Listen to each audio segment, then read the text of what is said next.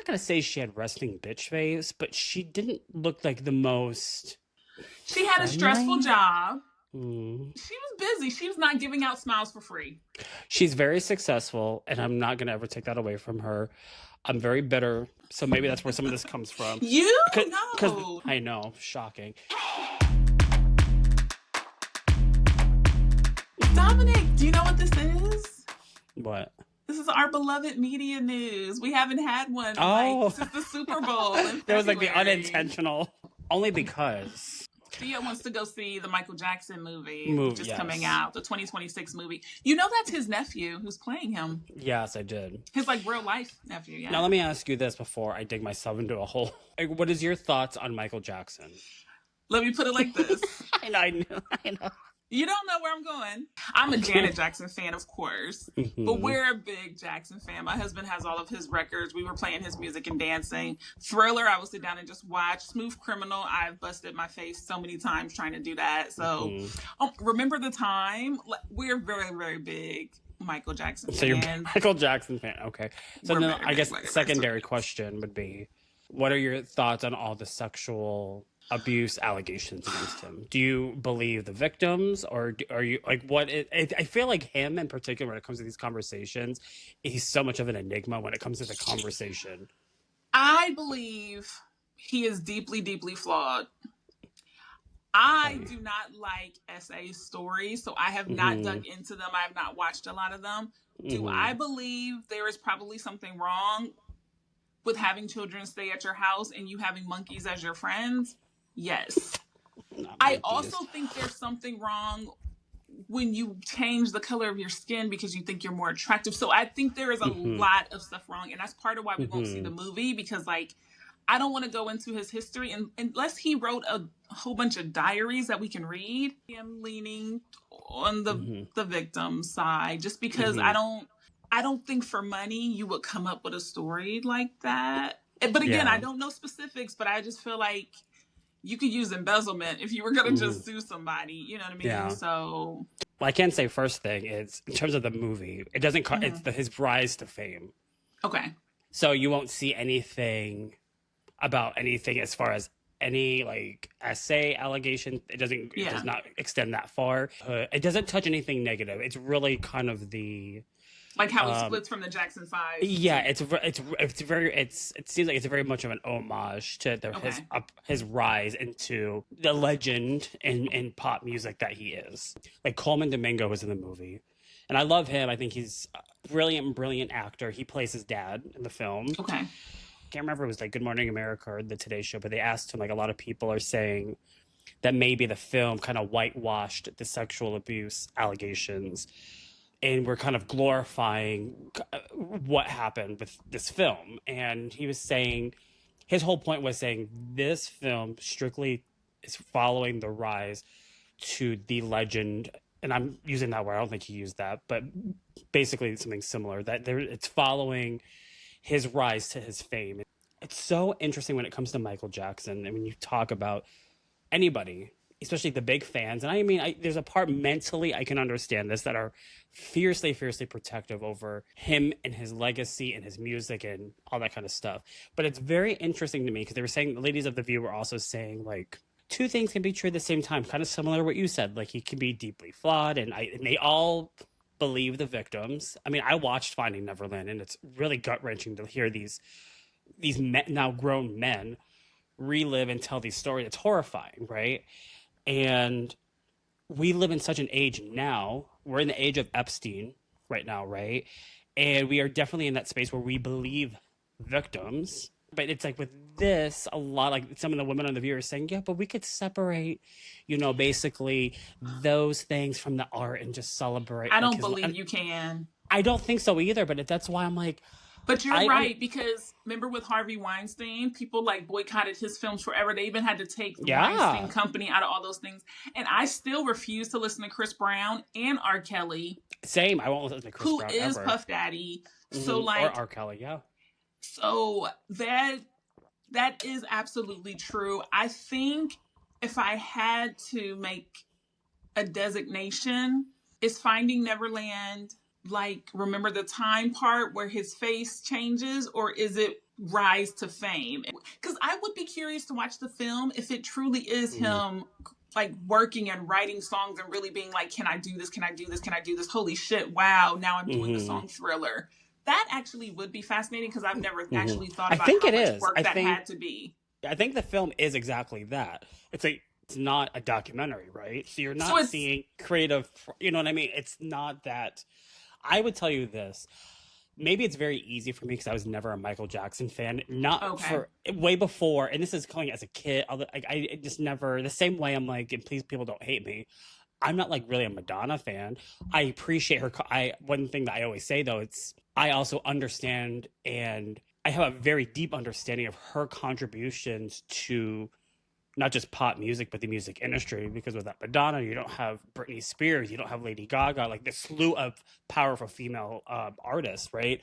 I don't have a bias in the game because I was never like listening to his, CDs, or I was never streaming his music. I had a friend growing up who was a massive Michael Jackson fan, and we were young, like teenagers, and she had a hard time, kind of rationalizing it in her head of like all these allegations and whatnot. But like even him like dangling his kid off the balcony with remember. I mean, there's probably definitely something mental there. You have a point of like a rational minded person doesn't, apply whatever that cream or whatever the things that lightens the skin, all the face augmentations, the children, all but that a rational person can't even fathom being a megastar. I mean, people would faint when he would walk past them. Yeah.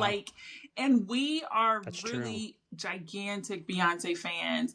But like, if we were in the restaurant and she walked by, we'd be like, holy shit, was that Beyonce? That was not Beyonce. Right. Did Beyonce just walk past us? But like, I mean, I can imagine you with probably like Lady Gaga or something. Oh, yeah. And oh my gosh, me and the Obamas, I would be speechless, I swear to you. But I don't even think we can imagine what that was like. And to be fair, I was born in 84. So it's not like I was asking my parents, can you play Michael Jackson? Like, so this film might actually be interesting to me because I think Thriller was like 89.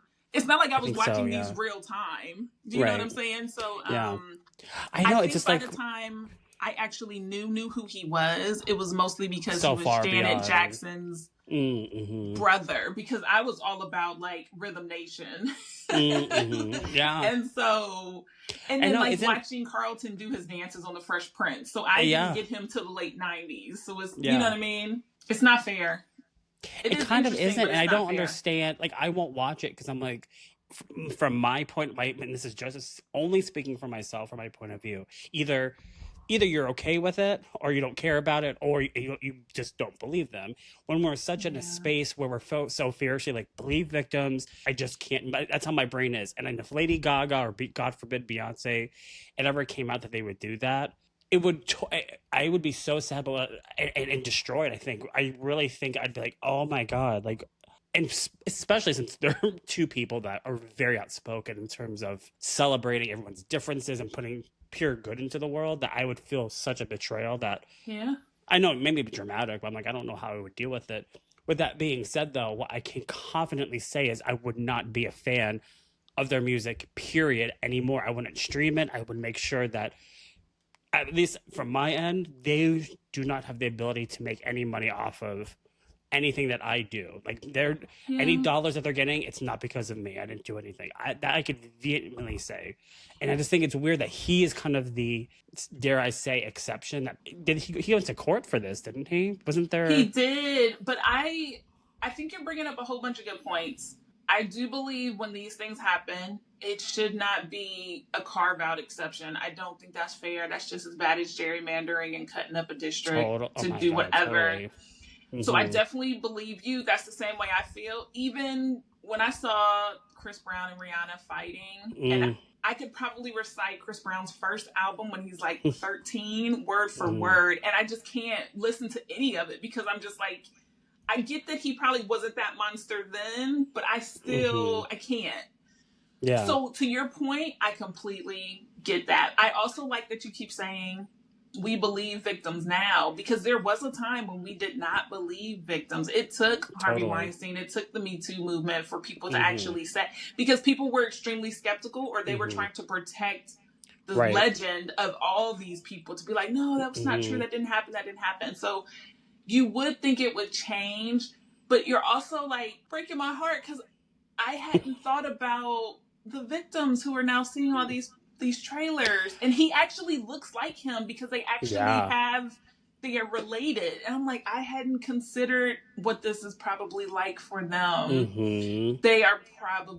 They're probably having a pretty rough time, and that's exactly what I fair. thought when I was watching The View. And they were, by no means am I going to say they were excusing the allegations or anything. And I'm pretty sure all of them said they side with they believe the victims. All those like men who were then boys, seeing all these people celebrate somebody that they know they did something horrible to you. How would you feel? Like, I don't understand, because we often, again, we were in the age of Epstein right now. They were all those girls were underage. That's like you watching the Tyra Banks Netflix documentary and being like, come on, I'm having America's Next Top Model binge party. And we're going to rewatch it. No way. Because I still haven't watched it because I just... Oh, it was so good. But it was so sad, really but so good. You know me. I can't watch The Walking Dead without seeing zombies coming out. I just can't watch stuff like that. Like, my imagination is big. Yeah. And I will be sitting with that for a long time. So, I hadn't thought about it that way, but I'm not interested in it. I am saving my attention for The Devil Wears Prada 2. Oh, God. I know. I can send you 800 million like TikToks a day. I don't care what the weather is. Well, I saw Bronwyn from The Real Housewives of Salt Lake City went, and I was like, I'm not going to send this to him because it was a clip that showed Lady Gaga too. I was like, he's seen it, and you sent it to me. Every time I see something interesting, I'm like, Kyla has to see this. Like on this podcast, we even talked about like, what do you think the plot's going to be? And you told me about the second book that I didn't even know existed. So you told me, and you verbatim said exactly what I guess the original script was going to be, or at least the thought that it was going to be. I think so. And Anne Hathaway did not want her to be like this mom in the suburbs or whatever. She was like, this doesn't kind of feel in this time the right what Andy would actually be doing. I was like, this is so fascinating to learn all these like behind the scenes like decisions that were made. Because we're such big fans of, now the franchise. I know. So you guys, this was an episode from October 2025 where we talked about it. And I can tell you now, Dom, this is not going to follow the book. So these should not be spoilers. The second book, Andy and Emily are both fired from Runway. They start a bridal company. It literally starts with Andy being engaged and marrying this super rich guy who is not Nate. Okay. Then Miranda is having some kind of like financial trouble, and they come and they acquire her entire bridal company, like their bridal magazine, to come under the Runway brand. And of course, Emily is still obsessed with Miranda, and she ends up snaking Andy to stay with Miranda, and they kick Andy out. But at the end of it, Andy has a kid with the guy she got married to. She leaves him and ends up with Nate at the end. So I've been watching the interviews to make sure that I get to walk in and see it fresh. They are not trying to write it like the book. And so that makes me excited because, first of all, the new assistant is one of the girls from Bridgerton. I forget her actual name. And she's so good. So have you read the third book? I did. The third one is called When Life Gives You Lululemons, and she is a stay-at-home wife. Yeah, that's when she's a stay-at-home mom or whatever. I think they're having a second kid with Nate. It's very, very different, and her whole day is full of yoga, and it would have been matchas now, but yoga and lattes, whatever was hot back in 2000. So I wonder if that means whether they would do a third and final film. I feel like they can, just because we'll still watch it, right? Well, yeah, and that's what I mean. It's like, I mean, they have like 7 of those Scream movies. People will watch it, and people love those. I've never seen a single one because I'm like, that's not my cup of tea. But everyone that's on the cast seems, and I know like some people might hear this and go, "Well, of course they're saying that." But like Meryl Streep had said, "Hope you have come with high expectations because they're going to exceed all of them." And I'm just like, and they seem very confident that it's going to make us feel connected again, because it's so, I think they've all said this in some form or fashion, but they said it's like you watch the first film and 20 years later, which every time they keep saying that was 20 years ago, I'm like, I know. like Anne Hathaway was 22, and I'm And they like, look so good. They almost look better now than they did I know. then. It's just like they barely have Even aged. Stanley Tucci, they all look so Literally, they've good. barely. I'm like, in my mind, when I watched The Devil Wears Prada, I don't think it's 2006. I'll I give, just watched it last week. I love it. I would have been 21 watching it. See, the only thing I would go to see the I night was of 16. was like the Sex and the City movie. When that came Yeah. out, I was up like midnight premiere to Oh watch. yeah, I went just to the didn't midnight watch premiere. Yep. movies like that. So I'm pretty sure when I saw The Devil Wears Prada, it was probably like at the Dollar Theater after it had been out for a while. Because I wasn't a Princess Diaries girl. Because if I I'm was. 21, I love Princess Diaries. I All had missed three of, all or all that. two of You them. know me. So I'm like, who's this Anne Hathaway? I was watching it for Meryl Streep. And you know what's so funny I'm is because excited. Anne Hathaway also said in one of her interviews, because they're asking about like, how do you make a film like this when there's so much exposure, because they didn't film like on a soundstage. They filmed around, and we saw like clips like around like New York and all this kind of stuff. You know, what was different about 2006, you didn't have really that problem the way that you do now, where you can like go on Instagram and see all the outfits they're going to wear from the show, all the costumes and stuff. And she said, you thought you saw the outfits, basically leading to what we had saw was they did it on purpose so that they were like decoys, is what they said. I think is what they said, like decoy outfits. So like the pictures, like look at like Anne Hathaway filming in Central Park, but that's not going to be the outfit that we're going to see. So, okay, that kind of makes me sad because I hope they're not telling us all this. Then it does follow the book because I just told you the whole plot of the second book. I don't think it is. It doesn't sound like it. The one thing that I'm really, really excited for is that they're leaning into the nostalgia. I mean, when you watch a clip for it, if it's 45 seconds, 30 of it is clips from the old movie because they know we love that movie so much. I think it's really smart for you to tap into the early 2000s and when, I guess mid 2000s. Yeah. And how we all felt. If they were smart, they would have had like a Devil Wears Prada 1 viewing and then a bathroom break and then the second one. Like, so you could just sit and watch the whole thing. If I had to guess, maybe more like the independent type theaters. Like, we definitely have some around here. Yeah. I would not be surprised because that's probably a brilliant idea to have the showings. Because I think a lot of like local theaters often show like just random films throughout like everything from like, like the 1950s to like now.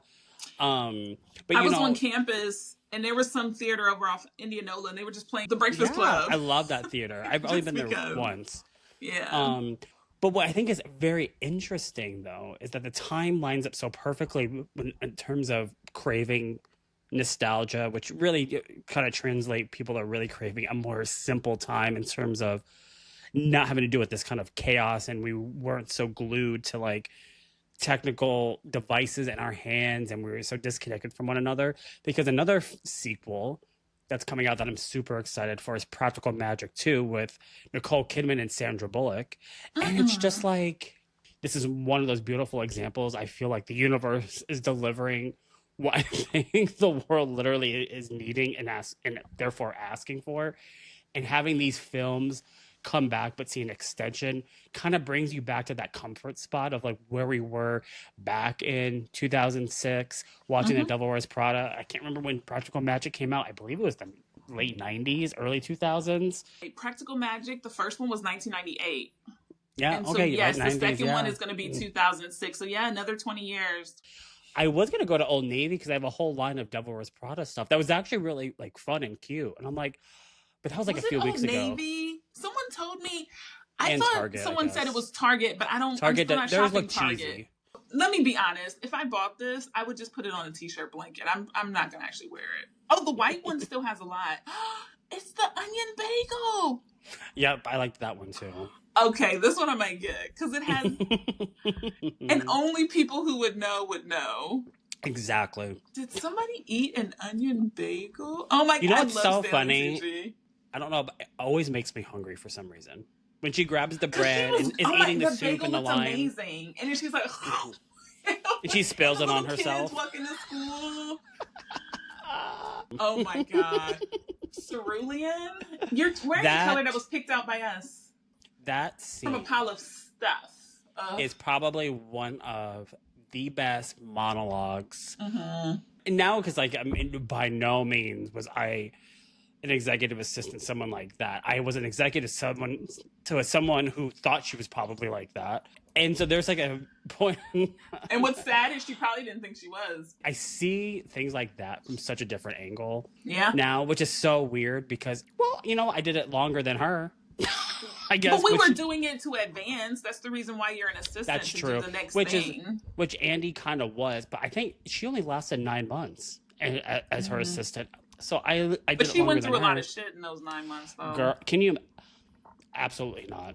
So I see it from a different lens now, in a way, because I just remember she had that table in her office, and she was sitting across from me, and she would wear her like glasses, kind of at the tip. Well, she would wear them, but she had them at the tip of her nose because she was looking at her laptop, and she's sitting across from me, and she kept asking me questions that she was clearly not getting the answers that she wanted. And there was nothing else I could have given her. I was just giving her the truth and honest. It was just normal, like, executive bullshit of like just the most unrealistic expectations. And I literally, where's that piece of paper that was in my hand yesterday? Let's say that was the conversation. It was basically the equivalent to that. And she literally closed her laptop, looked at me in the eye with her glasses kind of like halfway down her nose, and in the back of my mind, I thought, okay, here we go. We're about to have it out. Let's say exactly. And I'm like, I'm not holding back, and I'm ready for fists are up, basically. I'm not going to say she had resting bitch face, but she didn't look like the most... She had a stressful job. Okay, and she sure, was yes. raising 2 preteens, if not teenagers. At least her nanny probably was, yes, correct. And she was there 72 hours a week. She was busy. She was not giving out smiles for free. She's very successful, and I'm not going to ever take that away from her. I'm very bitter even to this day, so maybe that's where some of this comes from. I know, shocking. Because there was a time I really revered her. Like, I looked up to her. I thought, I'm so lucky to be her EA because I'm going to learn so much from her. She's so cool. She's accomplished. She's a bad bitch. She's a woman in a powerful role. I had told her that at that same table. Yes, and I just don't think she utilized you well because I think your EA, clearly, you should be very close to them because they should be... I try, too. We're saying EA to mean executive assistant, but like that kind of a role, or your secretary should be the closest person to you because they're protecting your calendar. If you're in a role that's so big that you have people who are gatekeepers, let them do their job. I've only had a few interactions with her because I had a different set of managers, but... Did you find her intimidating at all? Maybe I think that's what she wanted to give off, yes. I do believe so, but I also believe that was the culture, and the people that were too nice, I thought that they were the outliers and that it was kind of fake. So I wasn't bothered, but you got to remember, I don't look 40 and I was 40. So I'm like, ma'am, you're like 51. Like we're peers. So I didn't have that, you know what I mean? If you strictly looked at it from title, and because she didn't get to know you because you were someone who was working for her, not with her. Yeah. And this is when you transition out of your role, whisked off somewhere else. Transition. Not by, we'll use a corporate term, transition into a different department. But I took a lateral assignment. That is such completely corporate against jargon. My will in a different department. When I was annexed from the building. You were literally you were vetoed out of that role. She at that point, just for the audience, I was then not just supporting her and one of her subordinates. I now was supporting all of them. Yeah, let's air it out. You guys, Dom 5. had 2 really big executives. Yeah. I had the 3 that were supporting those 2. And so then Dom took over all 5. And yeah. You guys got to listen to episode 1 because we go through the whole thing. Because Dom and I met in orientation, getting a new job, a job that I was excited to get, but then kind of scared to get because I was trying to start my own business. Dom had applied to another company and decided not to do that one for this one. We end up in virtual orientation together, and then we end up sitting next to each other for like 10 months, kikiing. And one of the first things we said was like either Beyonce or Sex and the City. It was one of those, quote. And we were like, what? And from there, that literally was like the first seed for this podcast 33 years later. So We would literally book conference rooms and be like And talking just, for hours. yeah. We'd have our While computers, right, while working and going through all of our normal bullshit and Teams messages that would pop up and these like requests of like, we're Can I have planning an big iced ass. tea with 2 sweet and lows? I was gonna No say, ice this time. we're literally planning like big fucking things in the middle of it. It's like, I need a coffee. Can you come across campus and bring it to me? Can you bring, no, remember this one? Can you bring me something sweet, no chocolate? And I'm like, okay, you want a strawberry lemonade cookie? Do you want peanut butter pretzels? Does she have allergy? We're literally pulling up a sheet like, no, remember she doesn't do dairy. Wait, what about this? And I remember one of your people who now I, supported. Can you bring me a charger? Oh my God, I'm across campus. I forgot my charger. Can you bring me one? And I had to like fucking scramble like 4%, to find one. And I'm at 4%. 2,500 tabs open. Yeah. And they're like with the CEO and all these people. So it's not like a one-on-one. It's like I'm like, of course. Messaged me like, hey, can you get me my coffee order and like something like I don't know. And I'm like, okay. And I'm like, fuck. I'm like, Kyla, what is her drink order? And so I'm on my other side of campus, like, 2 shots of espresso over ice, almond milk or oat milk, and you're like, isn't that just a vanilla latte? And it's like, no, because she only wants a quarter cup of ice, and then she wants a straw on the side, but don't shake it. She wants to see that they're separate. She'll shake it herself. And only drank Diet Coke. Just like Andy Sachs, was to make their life easier. And as annoying as it is, if you don't have a charger and you're probably leading this meeting, your screen can't go black. It can't, because mind you, while you're messaging me on Teams, this is still eating your battery. So we're going to do it, but we're also going to roll our eyes when we do it, right? And so yeah, totally. We also are good judges of character, so we're not going to talk shit like Andy in front of Emily, because Emily she was diehard for Miranda. We're more like Emily and Giselle Bundchen when they came in, and they're like, we're going to whisper to ourselves and then go get lunch and talk about. Just being on the outside of that now, reflecting, it's like every time I watch The Devil Wears Prada, it does now, like I said, it brings up all those feelings of like, I no longer feel, because I'm in a much different line of work now.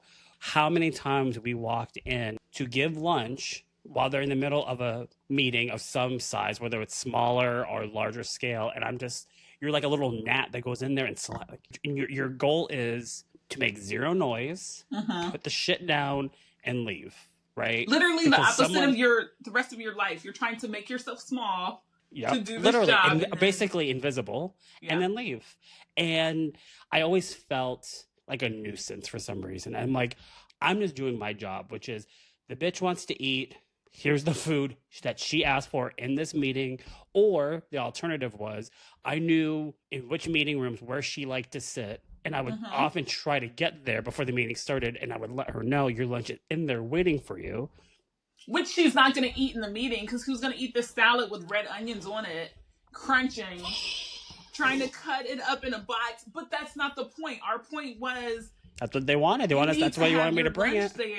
There's layers to it. There really One of the things that helped me get through it, somewhere in the back of my mind, subconsciously, I remember watching The Devil Wears Prada and saying, I could have did that job. And then I ended up doing that job. Now, for me, I grew up in retail, right? I did Wilson's Leather, and then I went to Express, and I was at Express for years. Then I worked at Rule 97. And then I worked at Abercrombie and Fitch overnight at their Easton store. So I would be we had a whole team of like super emo MySpace kids who would come in with piercings. Such a great time to be alive. And we would fold all of the shirts to make the store perfect, because the staff would leave at like 9:15 and we would come in at 10 o'clock and be there from 10 o'clock till 2 in the morning. It was perfect when you're in college. You were staying up all night anyway. And then you would literally go to your campus apartment and get on MySpace and talk to people you just left. And 100%, yeah. I grew up in retail, and I think somewhere I always wanted to get to a corporate home office. And then you watched The Devil Wears Prada, because I graduated from college in 2006. Literally decades later, to come back. And I was like, so I got everything I wanted, even though I would be asleep at my desk sometimes because I was tired. And bonus, because I got to complain about it with you, because Andy didn't even have that. True. So didn't really have a real person. Yeah. I don't think anyone asked us to do anything just to show off or to be like, look, I have an assistant who can do this. Yeah, agreed. And I also don't think every task was necessary, but it was fun. Maybe it was fun because it's over. If I was still there, maybe it would be different. It was fun. I agree. If I was to put it all in a box and put a label on it, I wouldn't put anything negative in terms of the adjective that I would use. I remember this is a dress of theirs. I remember when the cut came and they were doing an interview, an expose, if you will, of my person and somebody else, and I gave them a whole tour of our build. Like I was asked to give them a pseudo Andy Sachs moment, I guess. I mean, even though she didn't. That was an Emily moment. It probably was more of an Emily moment. You're right, because Andy didn't care about Broadway ever. Andy. Yeah. You really were? You would have worn that sweater and that ugly skirt, no offense. Oh my gosh. I did wear that sweater you guys. That's so true. I mean, I guess you're totally right, because I really video wanted of me it. asleep at work, and Dom is Emily, who recorded me. He's like this. It's true. But it's true. I guess you're right, because I drank. I was in it to when I really wanted. I didn't know where my career would take me there, but I knew I wanted to go to Paris. I in essence, I was like, I want to be that. I want to do that. Yeah. Paraphrasing, I remember like one of the many times we were in our conference rooms just chatting, co-working, cohabitating. Let's say co-working.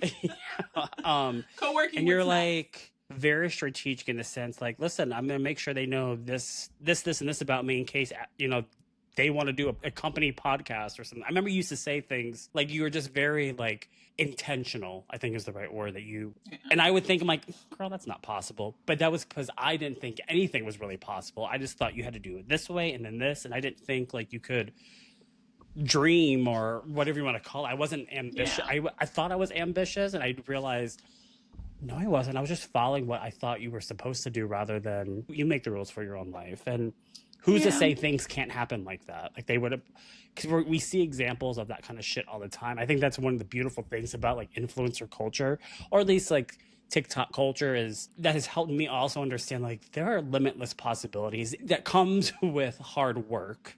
Things unfortunately are handed to a lot of people that don't deserve them, but a lot of things are going to the people that have worked really hard and put themselves out there and sometimes in uncomfortable situations, and meaning for themselves something that's outside of their comfort zone so that they could be in the right rooms at the right times. Yeah. And I never used to think that way till now we have such exposure, and that like there are no rules. You never know who you will meet and what opportunities they might give you simply because they see something in you that you might not see within yourself.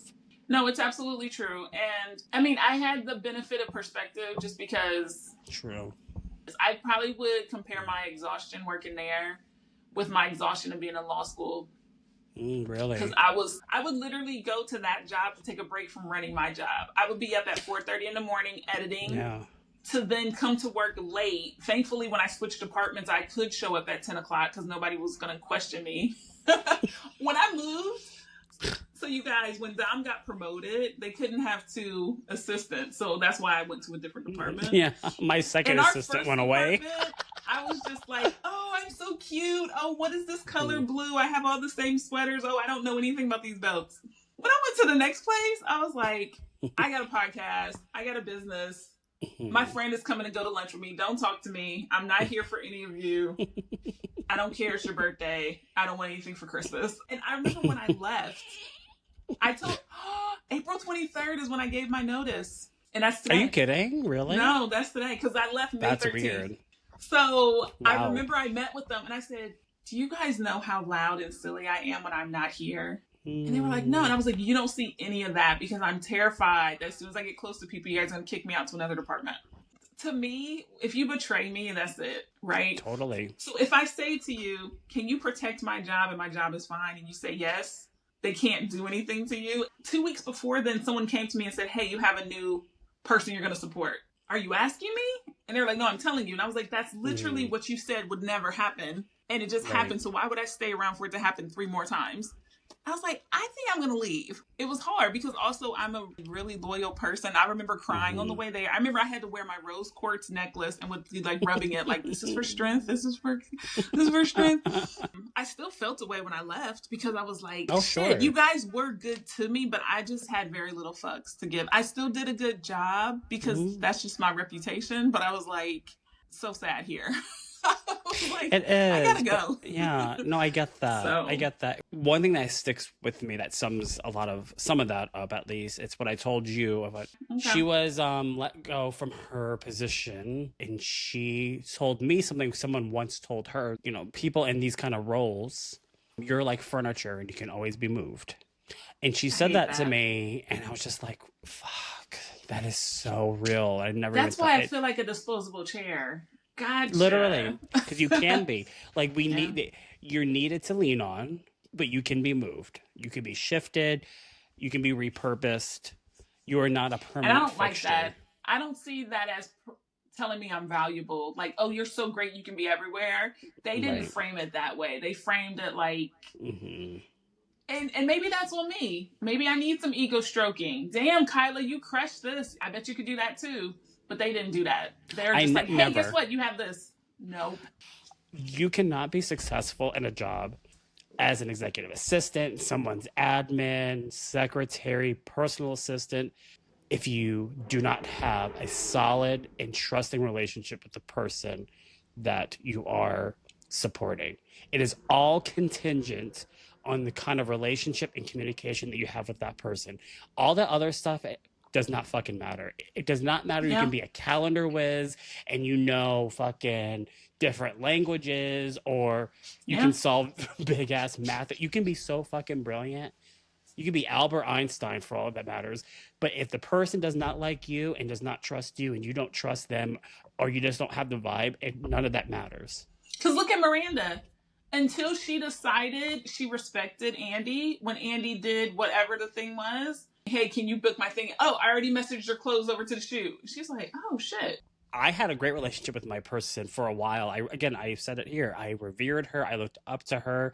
I really made strong efforts to get to know her, and I think in her own way did the same back until she didn't, and we didn't have a good working relationship, and which I don't know what to credit that to.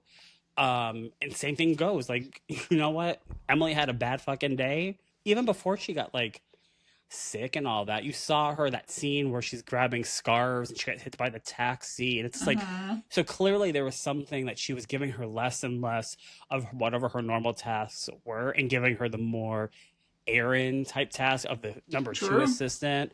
So clearly Miranda's feelings towards her working relationship towards Emily no longer was suffice again. And then she put it on Andy to be like, okay, well, you need to go take care of that and tell her she ain't going to Paris and you are.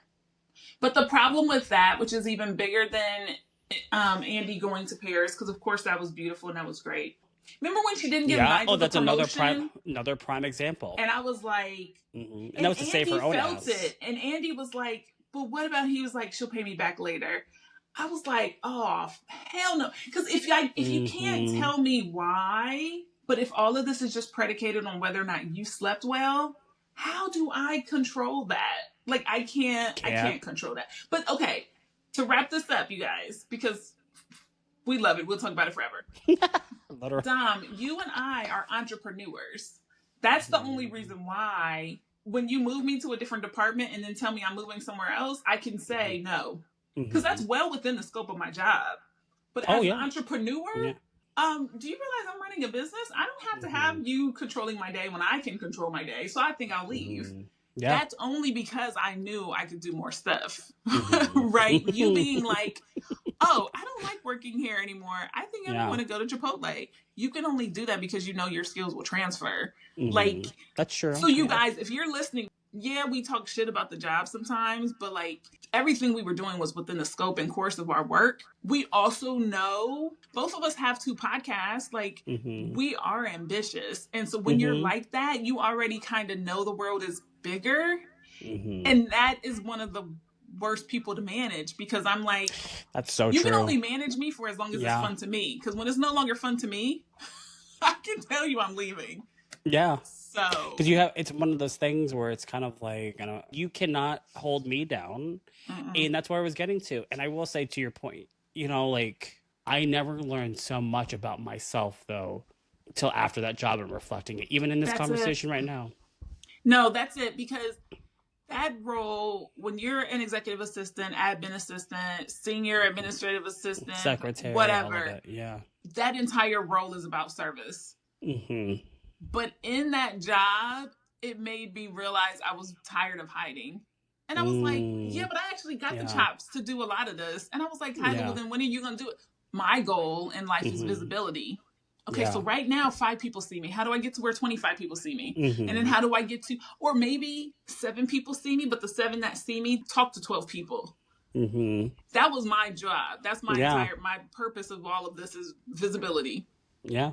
But from there to then, what I felt was disrespected to be moved somewhere else. And then I'm like, you can't treat me that way, but I don't know why you can't treat me this way. And so then I have to sit and be like, why can't they treat me this way? I'm valuable. You can't just tell me to show up in another building. That's so Wait true. a minute. And so ironically, the service piece of that was the one that got me to be like, I don't want to serve in this way. I want to serve clients and tell them they have to value my time because I'm the boss. It's And that so- Andy moment at the end of the movie, right? It We all was. want the tossing everyone the wants phone this in the life, and she's fountain. like, It was. she did not. Well, she realized, I don't want this life. That's not what I aspire to be. 100%. I don't want to do that. I don't want to be that person. And it's, that's very different, but the Yeah, that was sentiment it, is still the same for us. It's like you look back and you're like, this is not the life that I wanted. This is not. I don't want to make myself small to make this department and these other people's lives work. That may work for other people. I don't want that for myself. We don't want that for ourselves. And that is, at least for me, how I learned to be ambitious and think, wow, anything can happen. Anything can happen. And not only that, I could dream. And I learned this from you. I can have 18 dreams and I can go after all of them. I don't have to go, okay, well, just to your point, I can do the next thing, the next thing, the next thing. It's like, I'll do whatever the fuck thing I want to do. How about that? And maybe it's just not going to be here. And that's the part that I love, because you guys, we still work very hard. It's 11 p.m. now and we're recording this. So it's not like you leave to then coast for the rest of your life. It's just that when we were there, we were building their dream, and now we're building our dream. And that is a very different thing, but it's all work. It's just a lot more fun, and now we get to overanalyze a really cool movie as we get ready to go see the sequel. I wonder if I would have enjoyed being Bozema St. John's executive assistant. And I mean, like I mentioned in previous episodes, I'm reading her book and I'm kind of understanding another layer to her other than Housewives. And I just, I will never know, but we see her personal assistant on TV, but she's not in her corporate life anymore. But I'm like, man, I wonder what she was like to work for if I was her EA, at Apple or Netflix or any of them. I wonder what she was like. Was she cool? Was she very I can see her being tough love, but not in a degrading way or any. I don't feel like she would have put her glasses and laptop. She would have been like, okay, let's have some real talk. But I think she would have built me up and not shunned me. For you, essentially, as a person who's curious and wants to learn, you're going to ask those questions. You're going to be like, how does this work? Well, why are you going to that meeting and not this one? And then I can learn how to do your stuff. And I think she would have leaned into that. But she could have easily have had an assistant who's like Amanda Francis, who's just a try hard, and be like, I'm not telling you anything because I know your motives are bad. It depends on the person. It depends on the role. It depends on where they are in life. I do believe that you were sincere in trying to get to know that person. You actually did want to I think she probably thought you were trying to be her friend, and you were like, no, I just know I can do my job better if you tell me stuff. And then 100%. me, with my people, for one, they didn't have the wall up that she had because they weren't the top dogs. They were the junior executives. But I would literally just go to all their meetings, and they would message me you don't need to be in here. And I was like, I'll say. So I was kind of I'm in your face. You did used to do that. And you have to see me. But that could have rubbed the wrong person wrong. That doesn't mean your person would like that. Oh, that's true. Not this for this to be an EA. It should, though. I didn't even realize TED this Talk. was when I mean, the timing of it all is so perfect. It is. It really is how we just naturally morphed in this conversation, which is how this normally works.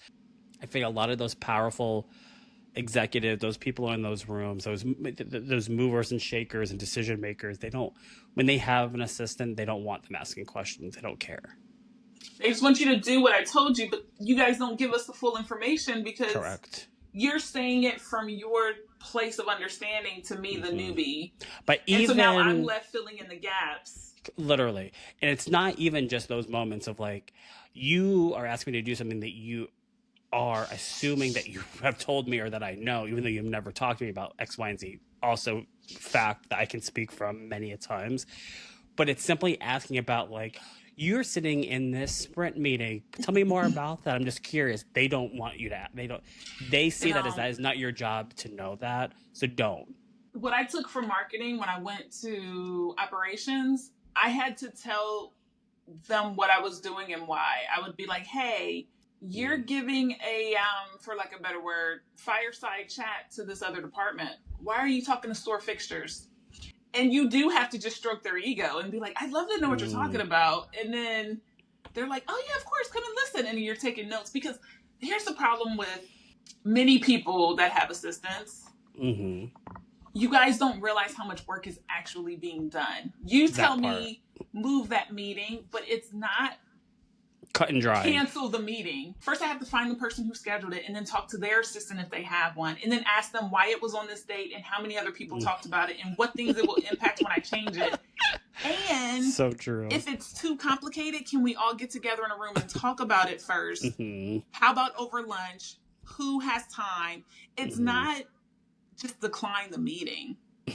Oh yeah, that is not even an option. And if I don't have good relationships with these people, they're not even going to respond to my Teams chat. So now I have to show up to every birthday party and engagement party and bullshit thing just so that you know I'm approachable. Yes. So that, and I have to keep a list of to-dos in my back pocket. Hey, I'll give you this one if you give me those two I asked about last week. Oh, I forgot about those. Okay, sure.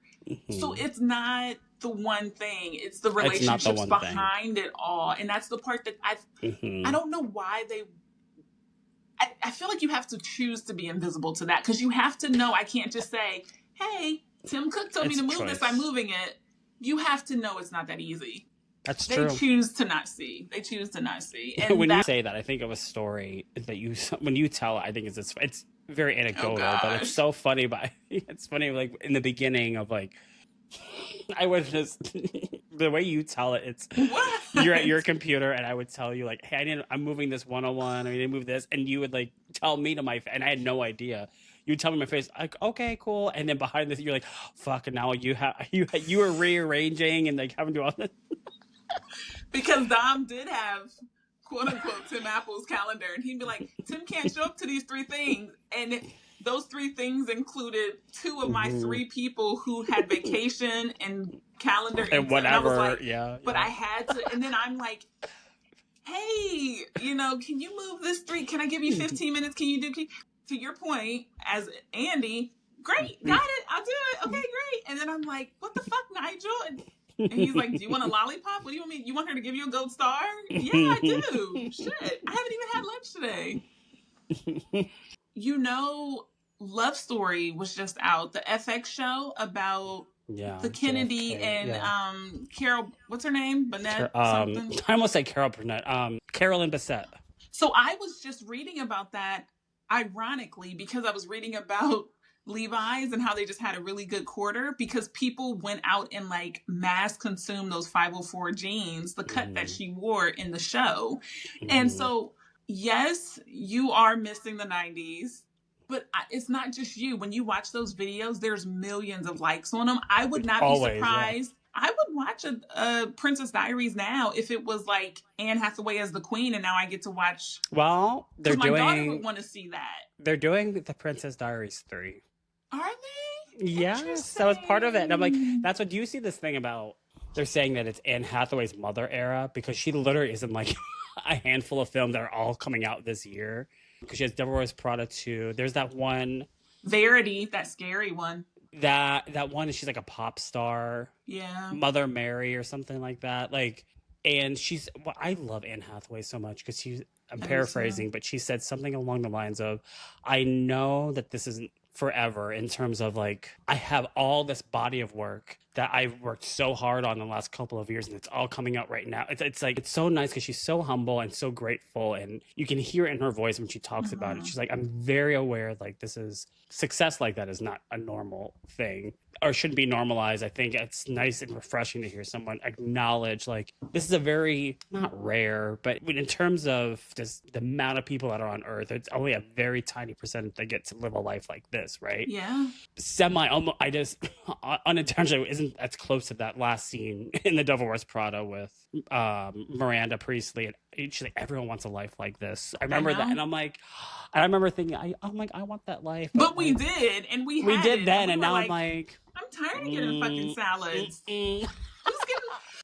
For Anne so to have the success and still feel like she still enjoys it, I think is really important because Meryl Streep has always enjoyed it and she has been a monster success. Emily Blunt is a huge star. Stanley Tucci, I don't even know her like silent movies that she did, but like she was just Mary Poppins that had 2 movies. She's married to John Krasinski who does like all of those huge things. She has a huge portfolio and dang, I think the last 20 years is when they really that's how shot. I discovered her. And so that's kind of interesting that they are all so big, but it truly is in their own bodies of work because you have to know them from the movies you've seen. And we were just talking about Kerry Washington and I was like, I do know her as Olivia Pope, but I really know her from Save the Last Dance, or she was the sister of that guy.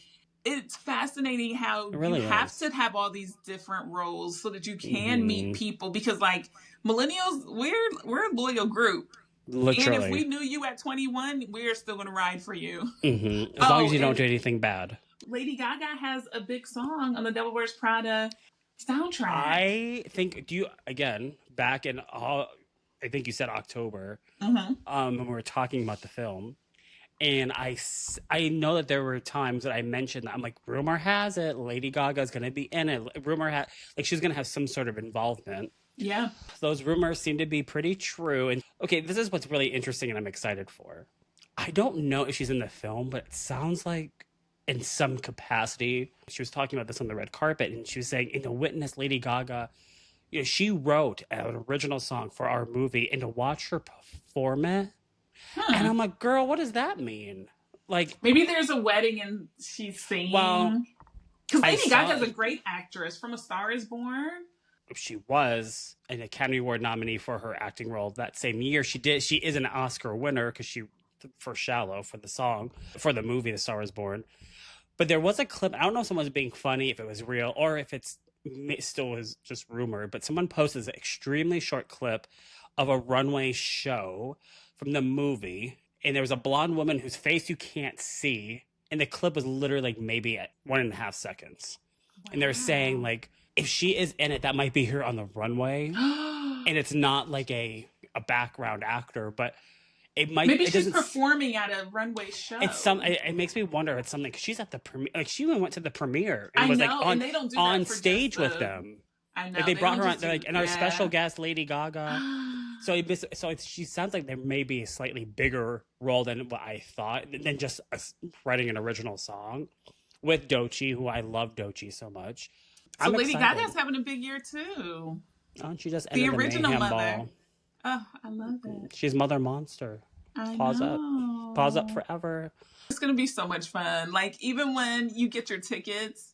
First of all, like the press roll out and they have like the little fake leather purse that you can have your popcorn in. I know. But when you buy your tickets, it turns from like the seat to like a shoe instead of just changing the color of the chair. I love all that. Love the details. We're leaning into all of it. And I picked out my outfit a long time ago and I'm wearing it no matter what the weather is. I'm just gonna wear like a hoodie. I'm wearing my my red off the shoulder and some jeans. It's gonna be cute. Maybe okay. Well, now I have to rethink. You gotta at least wear Devil Wears Prada red. Wear all black. I could easily do that because the majority of my wardrobe is. I don't think anything else going on.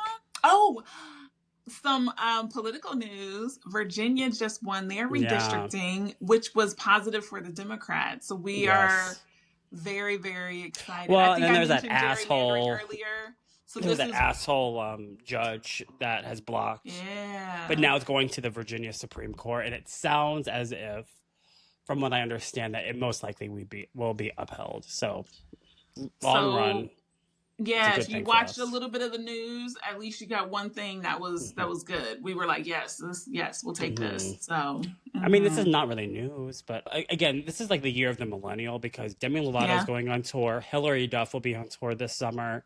Well, I'm seeing Demi Lovato with a group of friends on Monday. It just feels like Hannah Montana just had her. Hannah Montana had her, exactly. Like I feel like this is like our time. And not just that, but I think like all generations are celebrating again into the simplicity and the comfort of something that once represented some sort of normalcy, and we all get to like live and breathe it. But they're all millennials, and so this is millennial time right now.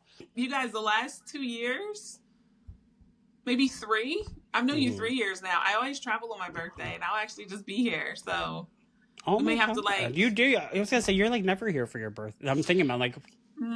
Pretty much the only time I travel is for my birthday. Yeah. Because we've gone out to dinner for my birthday, and I'm like, wait, we never go. I'm like, why is that? I'm like, oh, that's right, you're never here.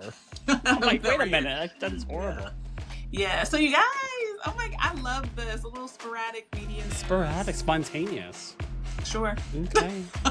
There's your nostalgic media news. I know. Okay, bye. How are you feeling? Are we gonna try to fake a 30-minute conversation? I'm actually now I'm awake. I mean, I yawn, but to run upstairs. I need to go to the bathroom. So I'll be right back. So the media news stuff is pretty. That's the stuff that the videos people watch current. The audio people kind of were like, whatever. Yeah. Let's do Beverly Hills. And we can do Rhode Island when I watch Atlanta. We could record all that. Countries? 50 countries. One of the two. We just hit a lot of countries for people listening. There's a lot of people in China listening. Oh, hi, China. I love Chinese food.